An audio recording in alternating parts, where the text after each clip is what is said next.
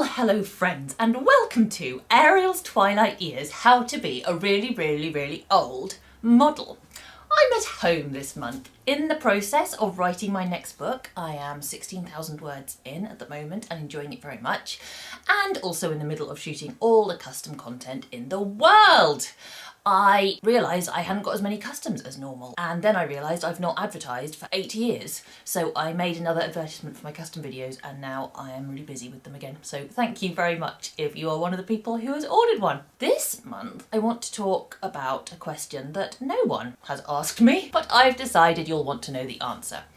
And what I want to talk about is how performers like me, who are BDSM subs/bottoms, manage when they're not really feeling particularly keen on doing BDSM. When BDSM is your job and being hurt and tied up is part of your job, what do you do when you just don't feel like it? So that's what I'm going to talk about.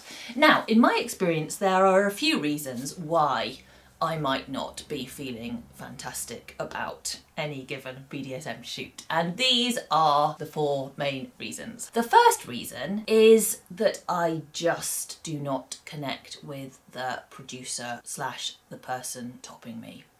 Fortunately, as time has gone on and I've become more fussy about who I work with, that happens less and less, because when I was a new model I didn't always have the confidence to ask who the top would be in any given production, and sometimes I just didn't enjoy working with the people who were chosen. Whereas now I have the people I like to work with. I know some of the people I would not want to work with again, and so I generally have better experiences. But nevertheless, every so often I will have an experience with someone where they do something that makes me uncomfortable, or they don't do anything specific that makes me uncomfortable. It's just that the chemistry doesn't feel good from my point of view. The second reason that sometimes I struggle is when the top is a woman. Now, I do work with some fantastic female tops who I really like as people and really rate as producers or performers or both. But I'm heterosexual and all my BDSM fantasies are about being dominated by men, not by women. And so it can be a bit more of a reach for me to cope with, especially the harder end of BDSM, if I'm being topped by a woman. It's just not my fantasy, and so approaching those shoots feels more like a technical exercise than an unbridled delight. That said, I have some lovely shoots with women. It's just that from a sexual point of view, I don't get into subspace as easily, and so sometimes shoots with women can feel harder than shoots with men, even if they technically are not harder in terms of the action. Thirdly, is nothing to do with the people I'm working with. It's about me, that if I'm not in a good physical state, sometimes I struggle to process BDSM shoot pain. One example of this is about 14 years ago, I was really sick. I'd had a ruptured ovarian cyst, I'd been in hospital, and I'd ended up having to take about 6 weeks off work.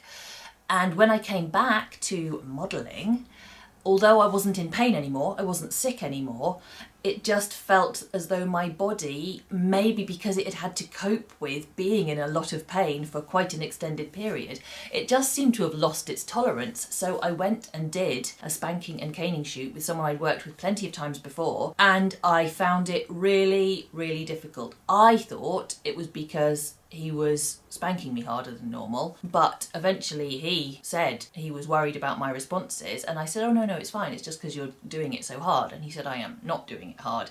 And I realised, wow, my tolerance is just temporarily decreased, and it did come back again. It was fine. It was a little bit like starting again from the beginning. And it's not that I bruised really badly, it was, I guess, my mind wasn't processing things as well because of the physical trauma that I guess I'd gone through. And finally, sometimes if I'm in a poor emotional state, I struggle more to process BDSM pain. So I remember one specific shoot, I was working with an American producer who'd come over to the UK to shoot with me. There was nothing wrong with the shoot. I am still friends with these people and I still work with them as a bottom, but I was going through some really horrible family drama that I was really struggling to manage, and I realised during the shoot that I just felt fragile emotionally and as a result physically, and I ended up crying a lot, which fortunately doesn't normally matter in a BDSM shoot because actually I think tears are quite popular a lot of the time. So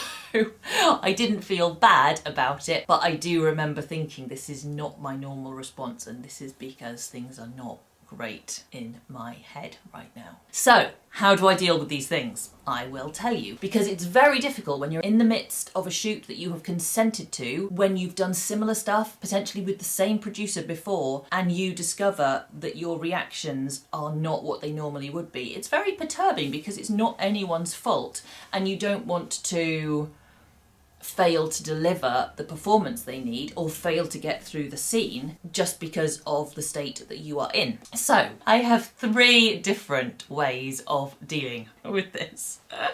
The first one, which I find so useful, and I don't know if anyone else would find this useful, but sometimes I pretend to be someone else. If I am finding that my response to the pain is not what I would like it to be, if I'm finding everything more painful than I normally would, I sometimes find that by pretending to be someone else, either fictional or non-fictional, either someone I know or someone I do not know, it can really help. So sometimes I might pretend to be another spanking model. Sometimes I might pretend to be like a heroic soldier, like an SAS hero. I mean, no one would know that's what I was pretending to be. I will still look like the character I'm meant to be playing. But in my head, I try to process the pain as though I was someone much more physically resourceful than me. And I sometimes find that so useful. But clearly I am someone who takes refuge in playing other characters very, very naturally, so I don't know how helpful that will be to anyone else. The second thing I sometimes do is, rather than pretending to be someone else myself, I pretend that the person spanking me is someone else. Again, no one watching the video would know that's what I was doing. But sometimes, especially if I'm just not really connecting to the person who is spanking me or topping me or dominating me, if I switch in my mind to imagining that it's someone I fancy, who I want to be doing those things with, that can help quite a lot. Obviously, I don't want to respond to this person I'm not comfortable with as though it was someone I fancied. That doesn't feel like a very safe choice, but in my head I can imagine that, and sometimes that can be very, very helpful in the short term. And finally, and I feel a bit bad saying this one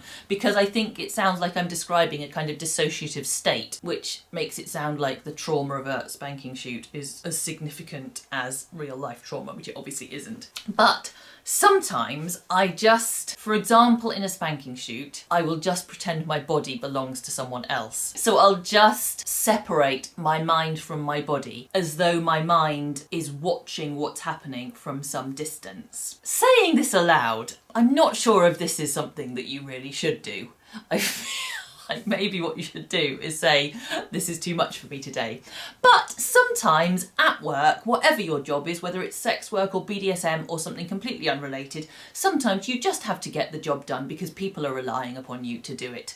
And so in those situations, pretending to be someone else, pretending I'm working with someone else, or pretending my body doesn't belong to me can get me through some potentially difficult short-term situations. Obviously, if I found myself on a regular basis feeling like this at photo shoots and having to use these techniques, I would think perhaps it was time to retire. Fortunately, I don't have to use these techniques very often, and I think as time goes on I use them less and less because I do less and less work that I'm not 100% behind. But from time to time, maybe just for the second half of a caning that I'm struggling with a bit, I might employ one of those techniques just a little to get me through.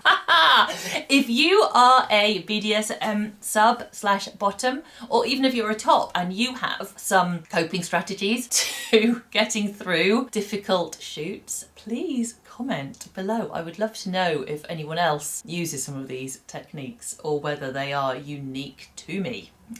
Thanks as always for watching. I managed to make a short video. I always want to and I never achieve it, but this month I have achieved a video which, once I've edited it, might not even be more than 10 minutes long. What a miracle. Thanks for listening as always, and it's goodbye from me.